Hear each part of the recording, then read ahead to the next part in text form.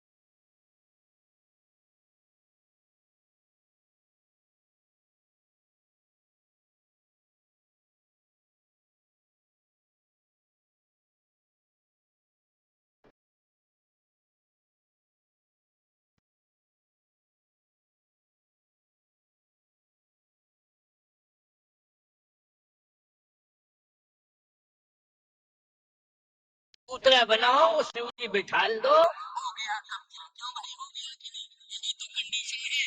इसलिए याद रखो, कम से कम शंकर जी को कब्जाधारी तो मत बनाओ, नहीं कह दो कब्जेश्वर भगवान की जय।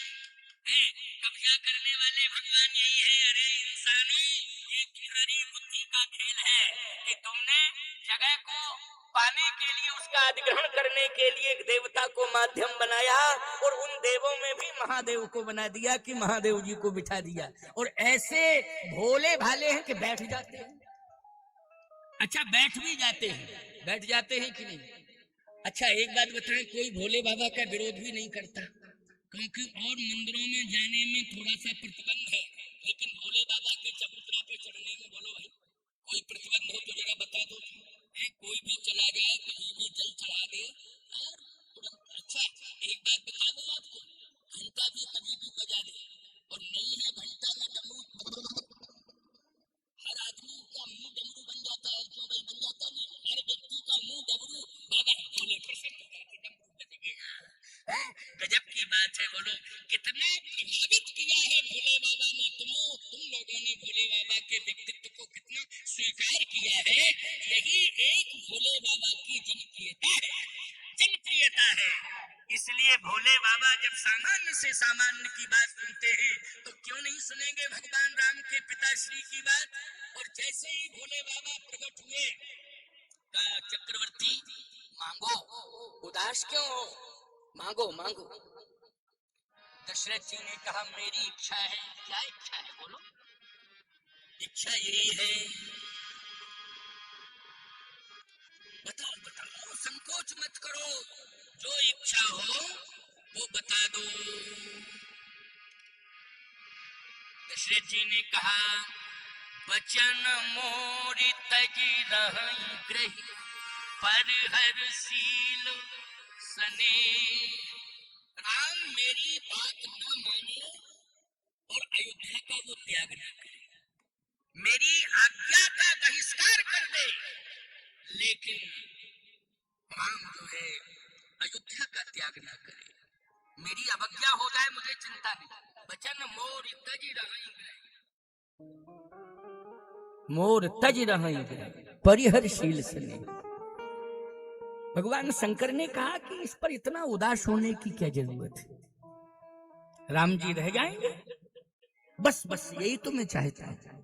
आशुतोष तुम अवधर दानी, ओ आरत हरहु दीन जन जानी, आरत हरहु दीन जन जानी।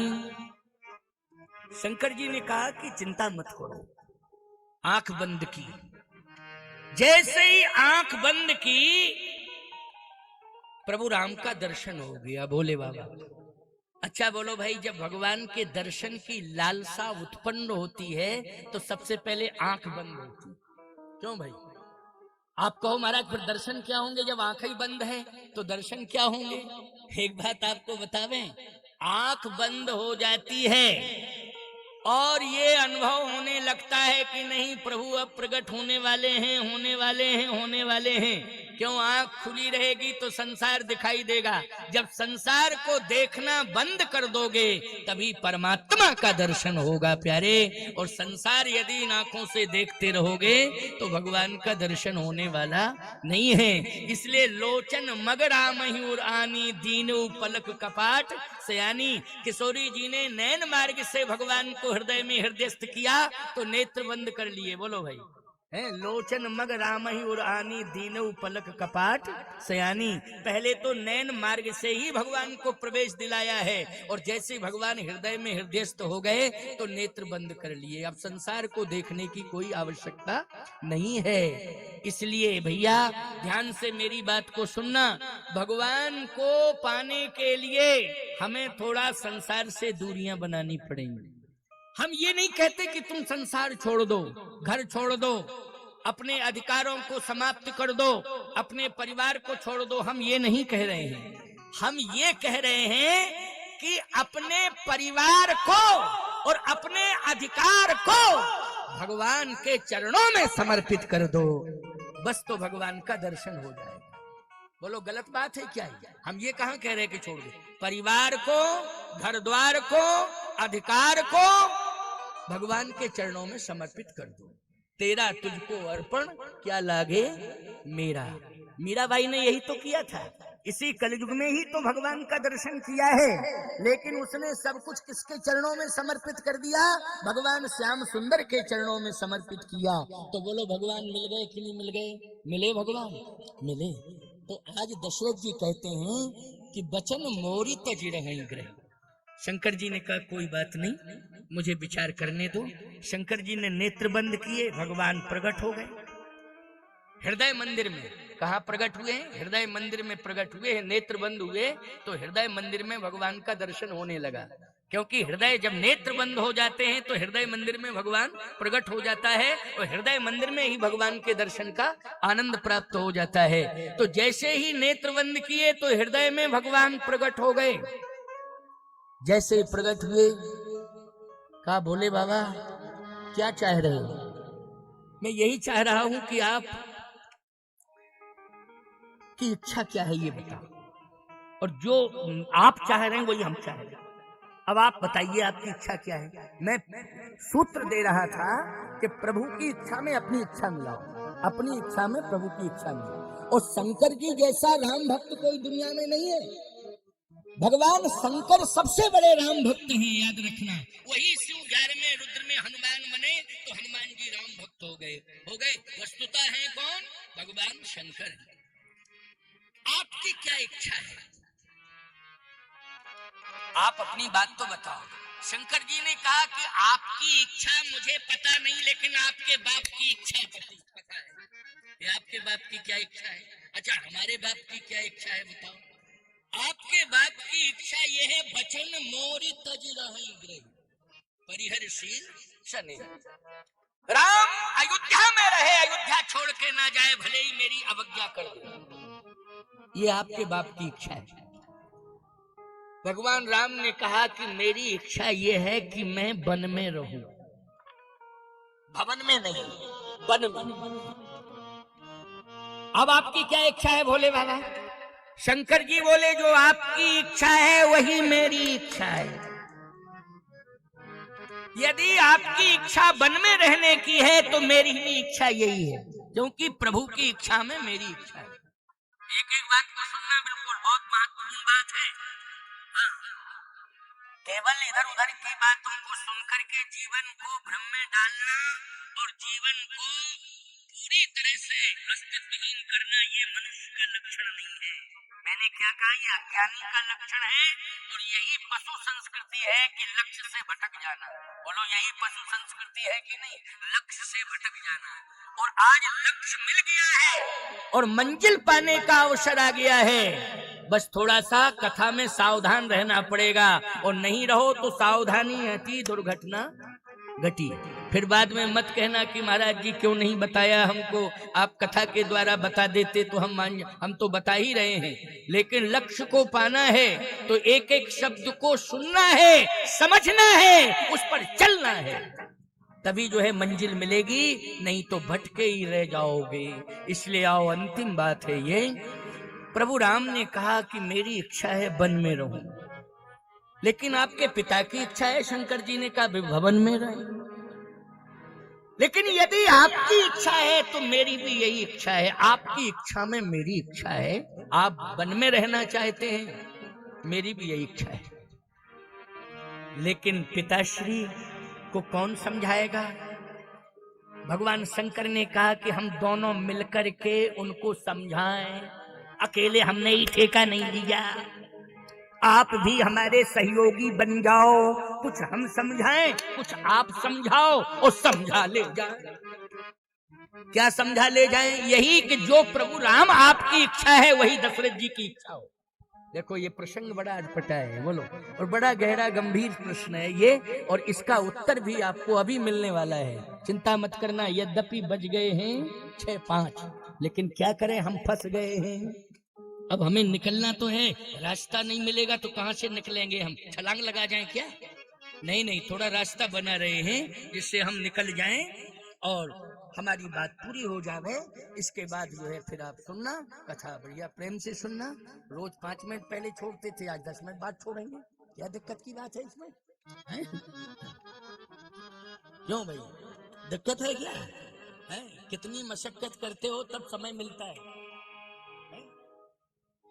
अभी एक सज्जन मऊरानीपुर के ही हैं, बहुत प्रयास कर रहे हैं रामेश्वरम की कथा, महाराज हमारी कर दो रामेश्वरम में, लेकिन कितना पीछे 3 दिन से चक्कर काट रहे हैं, पूछ लेना, यहीं कहीं बैठे होंगे, लेकिन समय नहीं मिल रहा है, समय नहीं मिल, यहीं की बात है। रामेश्वरम में कथा, और 2-3 साल से प्रयासरत है, लेकिन नहीं मिल रहा है समय। ये सिद्ध सदन जी बैठे हुए हैं, क्यों? रायबरेली के लिए कितने बार कहा तुमने? 3 साल से लगातार कह रहे हैं, जबकि ये बिल्कुल पारिवारिक संबंधों में है, क्योंकि धनुषधारी मंदिर से जुड़े हैं तो कामतानाथ मंदिर से जुड़े हैं, एक ही बात है, क्योंकि स्थान तो एक ही ना, कामतानाथ धनुषधारी एक ही परिवार है, एक ही घर है, एक ही मंदिर है, हम लोगों की एक ही परंपरा है, एक ही गुरुद्वारा है, एक ही अखाड़ा है, एक ही द्वारा है, सब तो जुड़े हुए हैं। आपके बड़े भाई साहब तो क्या कहना, सुंदरलाल रिछारिया जी का, आज वो स्वर्गीय हो चुके हैं, लेकिन उनकी यादें आती रहती हैं। वास्तव में वो कितना ज्यादा संत सेवी थे और धनुषधारी मंदिर से कितना ज्यादा प्रेम करते थे, मैं भी इसका अनुभव अभी तक नहीं कर पाया, क्योंकि अनुभव होता था तो उससे कहीं आगे वो निकल जाते थे, तो हम कहते थे हमारा अनुभव पीछे आ गया है, क्योंकि सुंदरलाल जी का जो प्रेम निष्ठा बाबा रामदास ब्रह्मचारी जी के प्रति और मेरे भी प्रति और अन्य संतों के प्रति भी, और उन्होंने धर्म क्षेत्र में जो उदारता पूर्वक दान किया है, उसका स्मरण आज भी हम लोग करते हैं। लेकिन इस संसार में पुनरपि जन्म पुनरपि मरणम पुनरपि जननी जठरे शयनम, जाने आने का क्रम है, इसलिए आया है सो जाएगा, राजा रंक फकीर सभी को जाना पड़ता है जो आता है, लेकिन उसकी कीर्ति अमर हो जाती है। अगर उसके अच्छे कामों की चर्चा इस धर्म मंच से हो रही है तो कीर्ति अमर हो गई है, ये मान लेना चाहिए। शरीर भले ही चला गया है लेकिन कीर्ति अमर हो गई है, क्योंकि स्वस्थ चर्चा की जा रही है। आइए अंतिम भाव सुन लीजिए, बहुत अच्छी बात बताऊं, इसके बाद विश्राम। कुछ आप सहयोग करिए, कुछ मैं करूं, दोनों मिल करके पिताजी को समझाएं। भगवान राम ने कहा कि हम अंदर से काम करेंगे, आप बाहर से काम करें।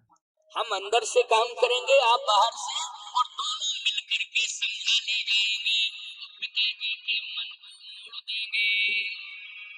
एक प्रयास जारी है, सुनिए जरा।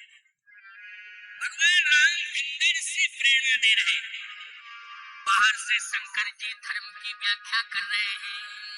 शिव ददीच हरिश्चंद्र नरेशा, याद रखना ये वाणी भगवान शिव की है। शिव ददीच हरिश्चंद्र नरेशा, धर्म हित कोटि कलेशा रंत देव बलि भूप सुजाना धर्म धरे हो सही संकट नाना।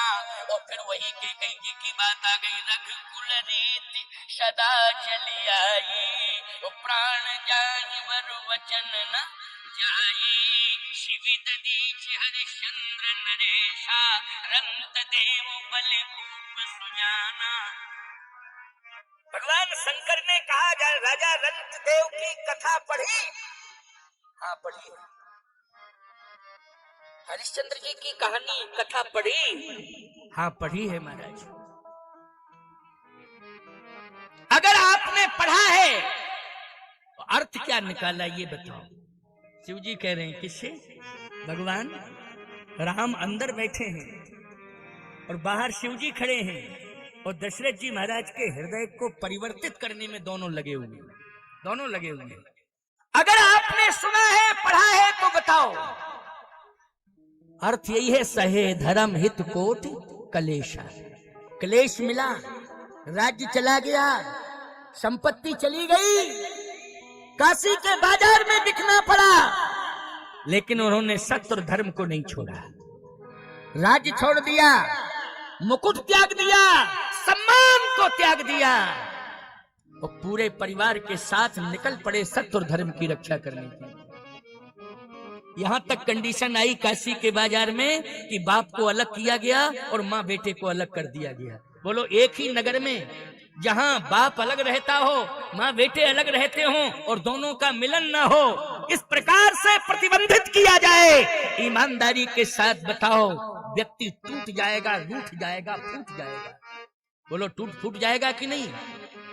जब बेटी भूखी रह गई थी तो महाराणा प्रताप जैसा वीर कहने लगा था कि दिल्ली जाऊंगा, अधीनता स्वीकार करूंगा। बोलो, धैर्य टूट गया था कि नहीं टूट गया था महाराणा प्रताप को कि मेरी बेटी भूख से चिल्लाए, उसे घास की रोटी भी नसीब नहीं है। धिक्कार है राणा तेरे जीवन को। आज मैं दिल्ली जाऊंगा, समझौता करूंगा। मैं ये वेदना बर्दाश्त नहीं कर सकता हूं। वो तो धर्म और सत्य पर चलने वाला भामाशाह, वो वास्तव में धर्म ही था, सत्य ही था। उसने महाराणा प्रताप को पकड़ लिया, का नहीं, मेरे पास इतनी संपत्ति है, सारी संपत्ति मैं तुम्हारे चरणों में समर्पित करता हूं, लेकिन प्रार्थना करता हूं कि सत्य और सौर की रक्षा कर लो, ताकि आगे के लोग सत्य को स्वीकार करें और भारतीय सौर वीरता को स्वीकार करें। आज हरिश्चंद्र जी महाराज ने तो इतना बड़ा उदाहरण दे दिया कि पत्नी और पुत्र उसी नगर में है, काशी में है, लेकिन मिल नहीं पा रहे हैं, प्रतिबंधित हैं। और जब मिले तो आगे देखिए, भगवान शंकर ने कहा, यदि आपने ठीक से महाराज हरिश्चंद्र की कहानी को पढ़ा है तो आपको ये भी याद होना चाहिए कि जब मिले हैं इस स्मशान पर मिले। बोलो, मिले कि नहीं? और पुत्र की लाश को देखा है, लेकिन फिर भी उन्होंने धर्म नहीं छोड़ा, सत्य नहीं छोड़ा कि जब तक कर नहीं ले लूंगा तब तक शव को दग्ध नहीं करने दूंगा। बोलो भाई, यही प्रश्न है कि नहीं? और इसी प्रश्न का उत्तर आज तुम्हें मिल रहा है कि नहीं मिल रहा है? और ये वास्तविकता है, ग्रंथ प्रमाण है। संतों की वाणी कितने बार उद्घोषित हुई है धर्म मंचों से कि महाराज हरिश्चंद्र ने अपना धर्म नहीं छोड़ा। पुत्र की लाश है, कफन नहीं है, पैसा नहीं है, कर कहां से दिया जाएगा? लेकिन बिना अग्नि संस्कार के मुक्ति कैसे होगी? हरिश्चंद्र जी ने कहा, नहीं, जब तक कर नहीं ले लूंगा तब तक शव को दग्ध नहीं करने दूंगा। और उसने सोचा कि मेरी पत्नी है, ये मेरा पुत्र है। क्या ये नहीं सोचा होगा? नहीं, सोचा कि ये पत्नी है, ये पुत्र है, तो फिर करने क्यों नहीं दे रहे हैं अंतिम संस्कार? इसलिए क्योंकि मैं धर्म से बंधा हूं। किससे बंधा हूं? धर्म से बंधा हूं। मेरा धर्म कहता है कि कर मुझे लेना चाहिए। तो पत्नी ने कहा कि पहचानो, ये पुत्र है, पहचानो, ये आपकी पत्नी है। हरिश्चंद्र जी ने कहा, ये मैं कब कहता हूं कि मैं पहचान नहीं रहा हूं? तू पत्नी है, ये पुत्र है, लेकिन मैं पत्नी का त्याग कर सकता हूं, पुत्र का त्याग कर सकता हूं, लेकिन जब तक जिंदा हूं तब तक सत्य और धर्म का त्याग नहीं कर सकता हूं। मेरा धर्म कहता है कि मैं कर लूंगा, इसलिए तुझे देना पड़ेगा। ये सत्य परीक्षा ले रहा है, ये धर्म परीक्षा ले रहा है। और जैसे ही थोड़ा सा साहस किया तारा ने, उसी समय हरिश्चंद्र जी ने कहा खबरदार।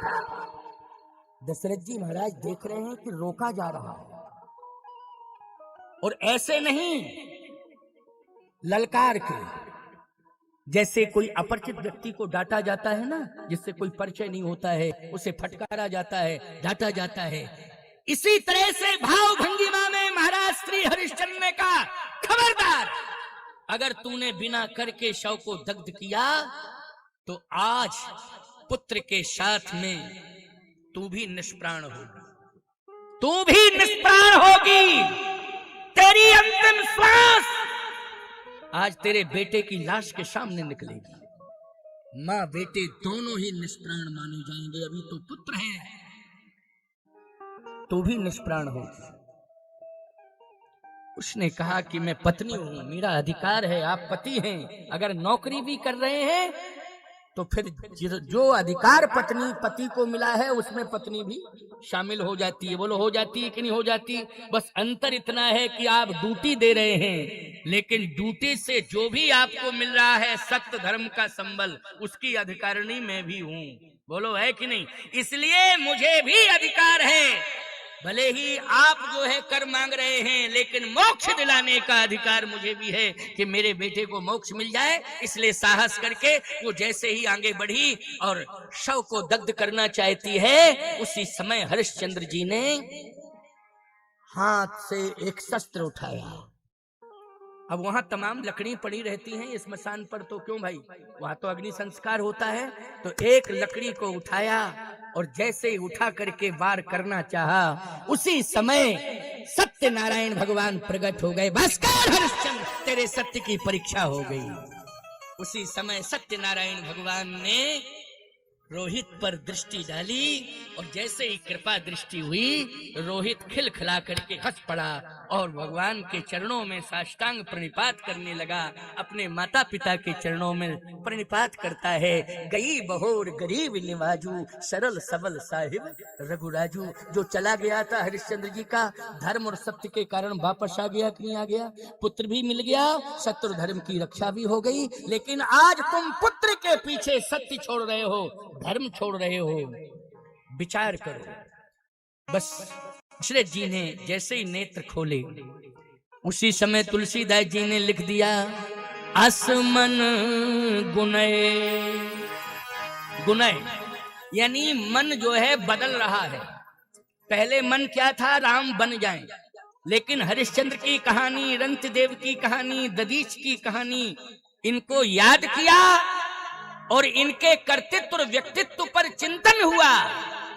हृदय परिवर्तन हो गया, हृदय परिवर्तन हो गया। गोस्वामी तुलसीदास जी को लिखना पड़ा। मन पहले था राम अयोध्या में रहे, लेकिन अब मन बदल गया। आसमन गुने राव नहीं बोला, ओ पीपर पात सरिस मन डोला। पीपल के पत्ते की तरह मन डुल गया। इसका मतलब यह है कि दशरथ जी महाराज ने मुखर राम वनवास की स्वीकृति नहीं दी। दशरथ जी ने मौन होकर के मौन स्वीकृति दे दी है। मौनम स्वीकृति लक्षणम, मौन स्वीकार का लक्षण माना जाता है। असमन गुनय राव नहीं बोला, मौन स्वीकृति। कौन स्वीकृति? राम वनगमन में मौन स्वीकृति। दशरथ जी महाराज की मौन स्वीकृति है और कैकेयी की मुखर स्वीकृति है, और दशरथ जी की मौन स्वीकृति है। आज राम वनगमन सत्य और धर्म के साथ जुड़ा हुआ है, और राम जी का वनगमन जगत के कल्याण के लिए हुआ है।